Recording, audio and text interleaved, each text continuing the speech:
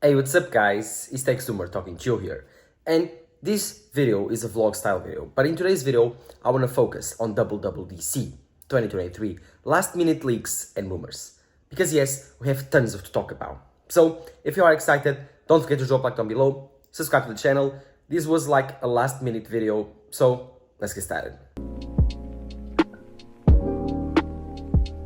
So the first rumors I wanted to focus on are on the Mac side.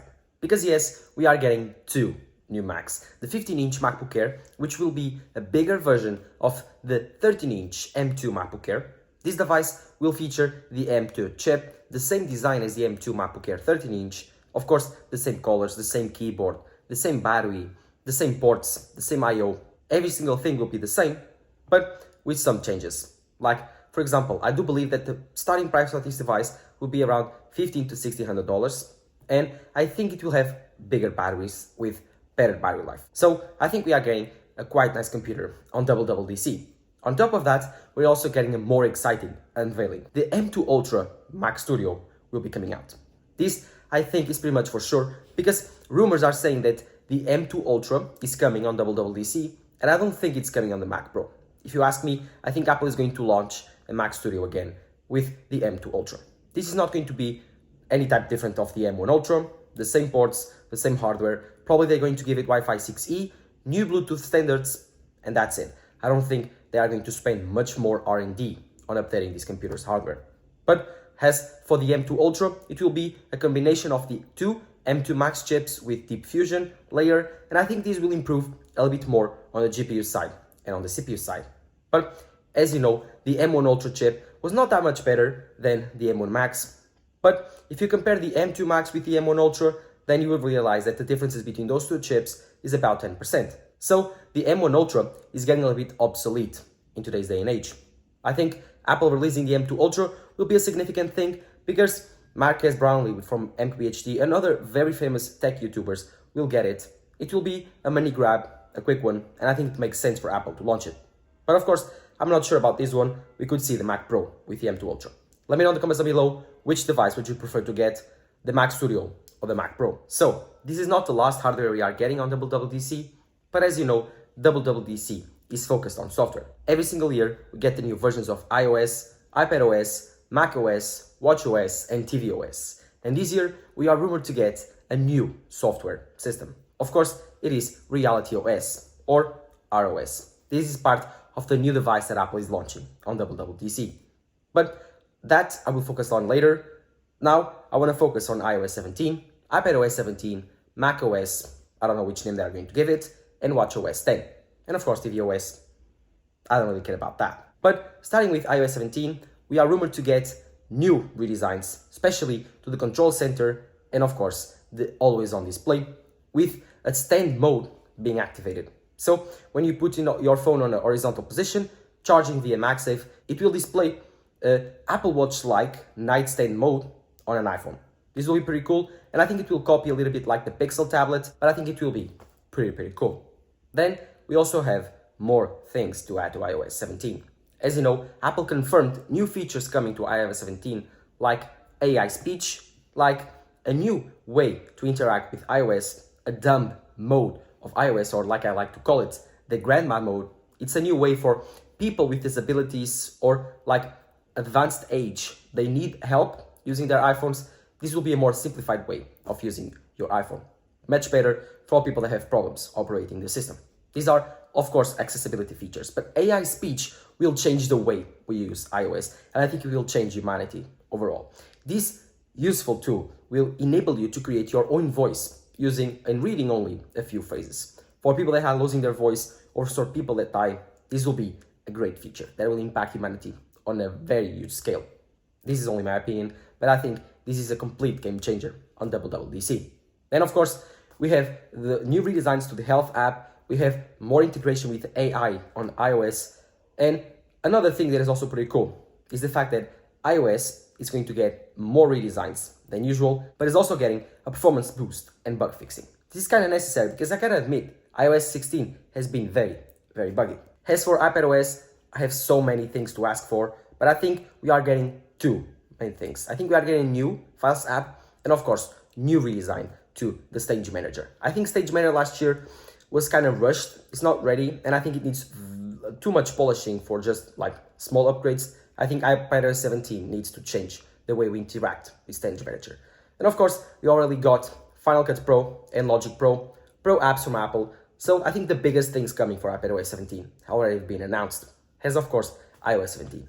I think Apple doesn't want to take too much time talking about iOS and iPadOS, macOS and watchOS because they need to focus on what's coming next.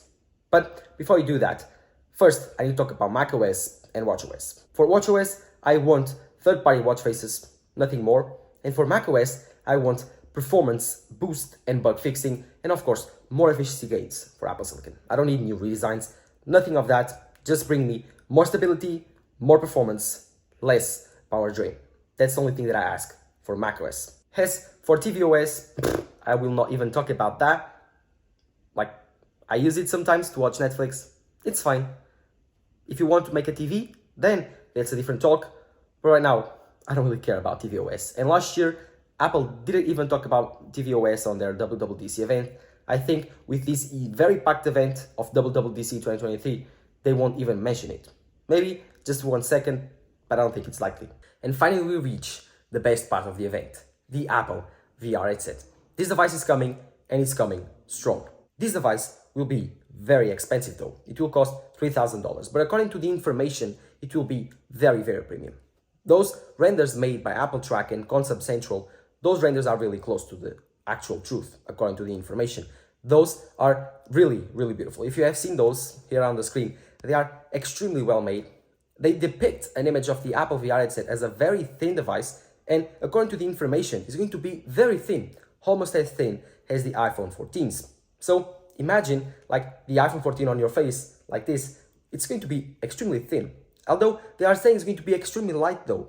They are saying that it's going to weigh like 200 grams, 250 grams. It's going to be made of aluminum, carbon fiber, and it will have interchangeable bands. It will also have tons of cameras, but those will be hidden by Apple. Apple wants to hide all of the cameras so they are not visible for anyone. So those are very difficult to manufacture, and that's why this device is costing the price that it is, $3,000. As for the uses that Apple is giving the Apple VR headset, I'm still not sure, and every leaker is still not sure. I think they will focus on gaming, because every single device on the market focuses on gaming. They will present new games. No Man's Sky has been released for the Mac, and other games have been, of course, updated for the Mac. But I don't think Apple is just going to focus on games. They're also going to focus on FaceTime. They're going to make this device the best device for FaceTime. And also, I think they are going to focus on web conferencing. They're going to focus on this metaverse-like style OS, but not even close to metaverse. So imagine like a widget-focused OS on your eyes. So it's going to be like widgets scattered all over your face that you can use your fingers to pinch and choose to open. Wherever you look, it will point. So imagine your eyes will be your pointer, and your fingers, with your pinch of your fingers, will of course select. I think this device will be pretty weird to use at first, but after you get used to it, it will be very, very intuitive. More things to use with this device will be the Mac. You will be able to expand your display to more displays, to a huge display, watch movies, stream videos. Every single thing you think you can do with an Apple VR headset, you'll be able to do it. And then more AR stuff like AR demo for developing AR things for Apple glasses. Then, of course, I think you will be able to use it on the streets with Apple Maps, listening to music. Apple Fitness Plus will also have an integration. All of Apple services will have integration with the Apple VR headset.